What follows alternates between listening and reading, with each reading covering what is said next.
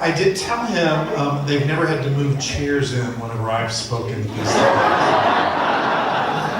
So he's a great draw.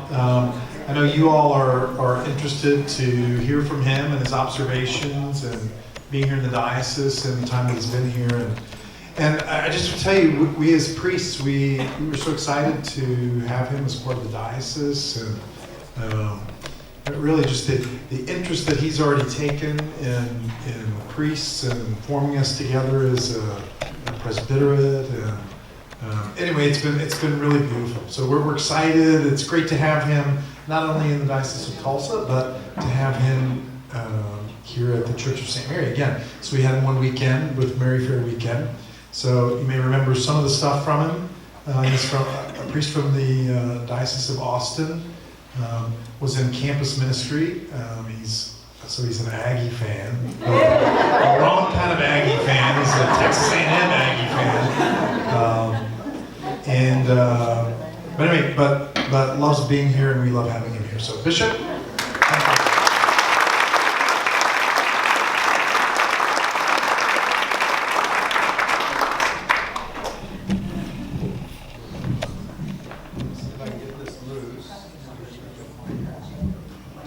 Yeah, a lot of people are jealous of that, and so they complain.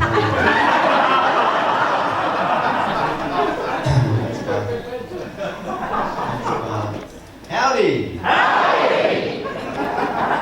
We're learning. You know, Monsignor Dan Muggenborg is a really, really avid mountain biker and rides pretty much every day. And so he's introduced me to the trails at Turkey Mountain. And I went riding, I guess it was Monday of this week or maybe Tuesday. And I was going down a technical downhill section, and there was a guy coming up the other side. And you know, you have to pay attention to what you're doing, so I just sort of glanced, and the guy just sort of glanced, and we kept going. I said howdy, and we kept going. He texted me later, he said, "Was that you on the trail?" We passed each other and didn't recognize each other because we were both paying attention to the trail. He said, "The howdy gave you away." So that's the official greeting at Texas A&M University. It has been for the history of the campus, I think. So it's a big deal there. So I've seen a number of you just recently at the Madeleine, because we had the same thing, including the wine expert here. We had the same thing, the Theology Uncorked, over at the Madeleine, so I had a good time with that. One of the things that I mentioned to them was just some of my observations so far. I've been here coming up on 7 months in the diocese. I had never been to Tulsa before. The day that I came to announce that I was coming to be in Tulsa as the bishop, May 13th. And one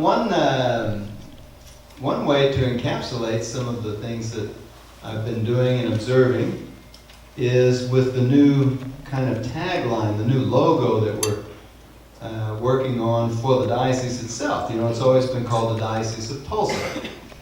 And so we're going to change that to the Diocese of Tulsa and Eastern Oklahoma.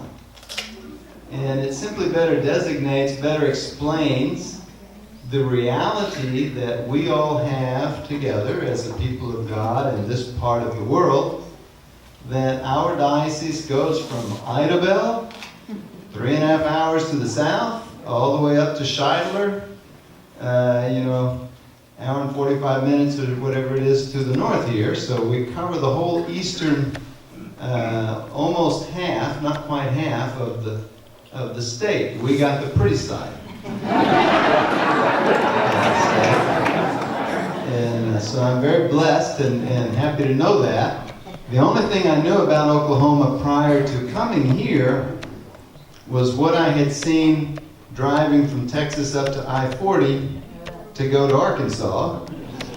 So I'd only seen a very small piece of the state, and so it's beautiful. I'm really pleased and amazed at the natural beauty. I have a 30-acre place in Texas that was my day-off place, that I would go to. I built a small little hermitage out there and 2.5 hours away from the parish where I was assigned.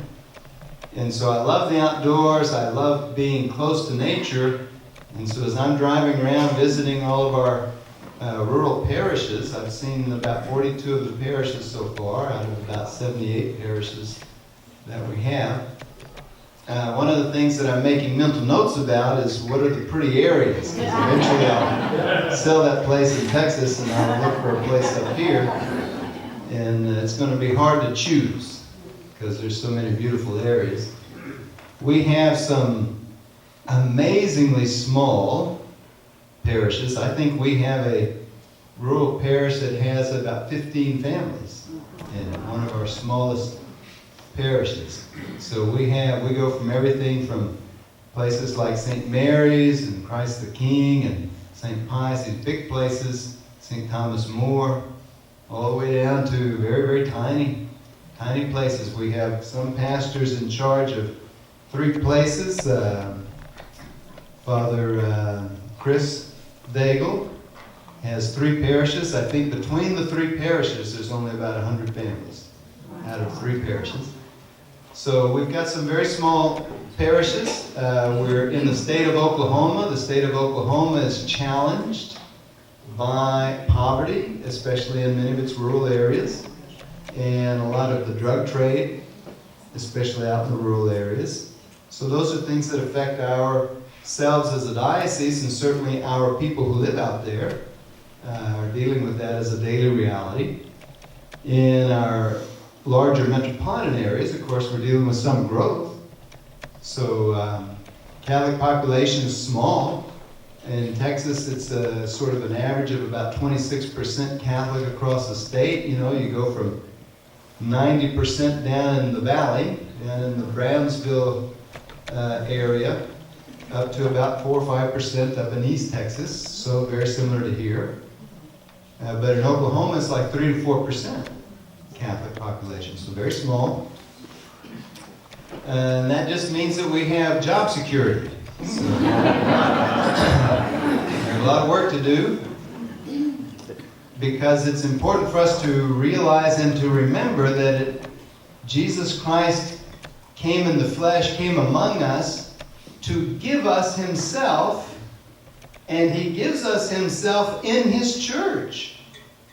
He desires that every person on the planet is in full communion with the church.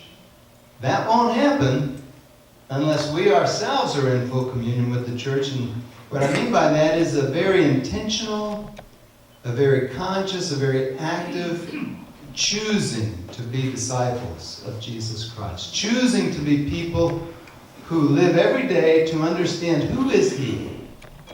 What does he know about me? What does he think about my life? How can I love him better?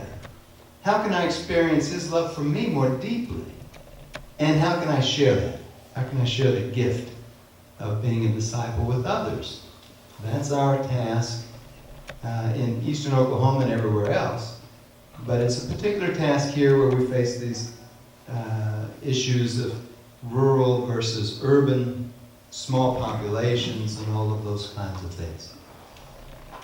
People are asking me a lot about what's my experience been like, and how's it been in terms of moving here, and what are the differences?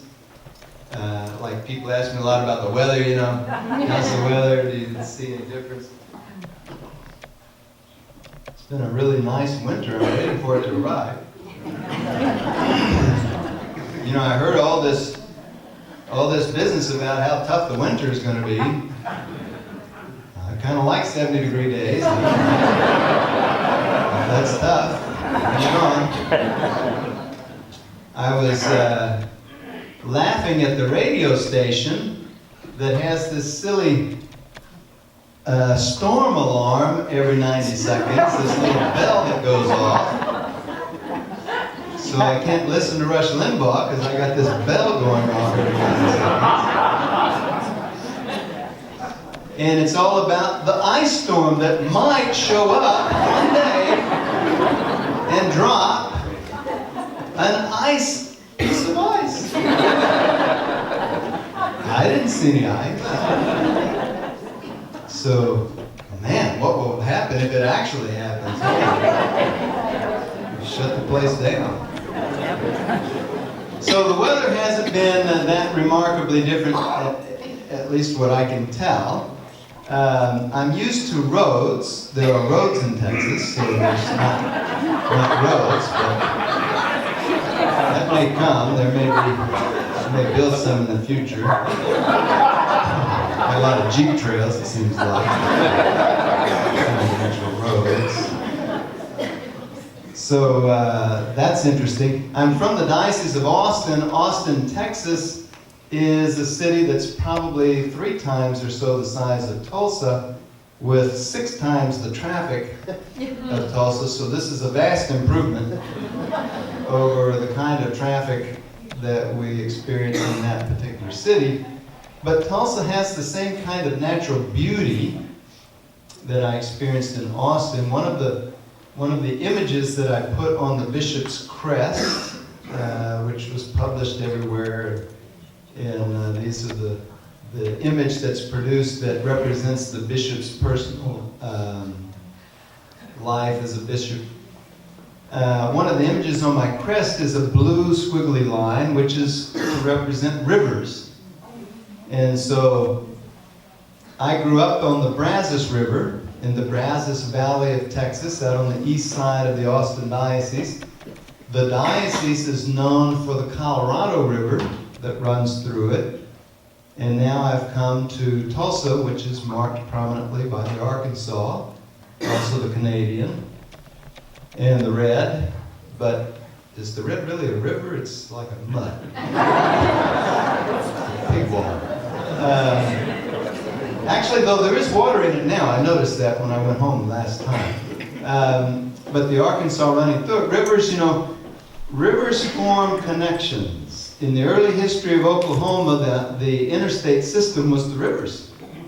If you want to travel, you have to try to imagine for yourself arriving to this state before there were roads or anything cleared.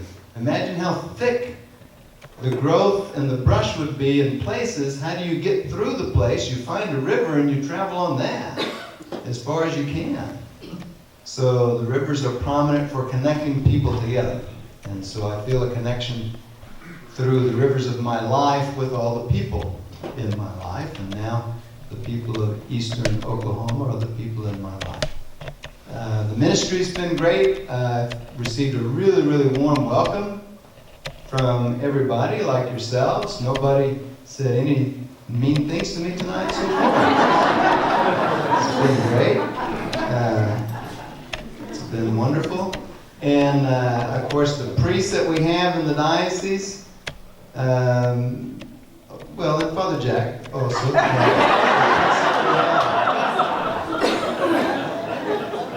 We have wonderful priests in the diocese.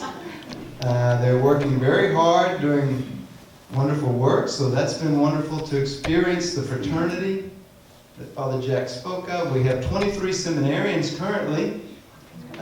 We'll try to get that number up to 40, just because we ought to. Well, think of it. Do you imagine that out of all the people in eastern Oklahoma, God is only calling 23 to be priests? Doesn't seem likely. There's lots of young men. Probably He's calling many more. They just haven't figured it out yet. So we have to help them, right?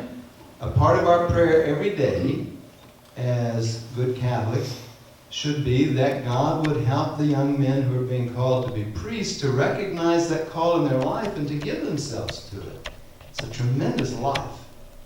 I can't imagine what my life would have been like had I not become a priest. And they pay you. It's amazing, yeah. Retirement benefits, pension. It's a pretty neat deal.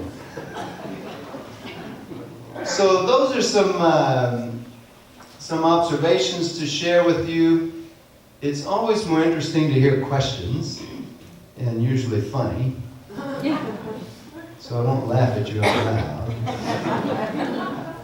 So let me just throw it open and let people just express.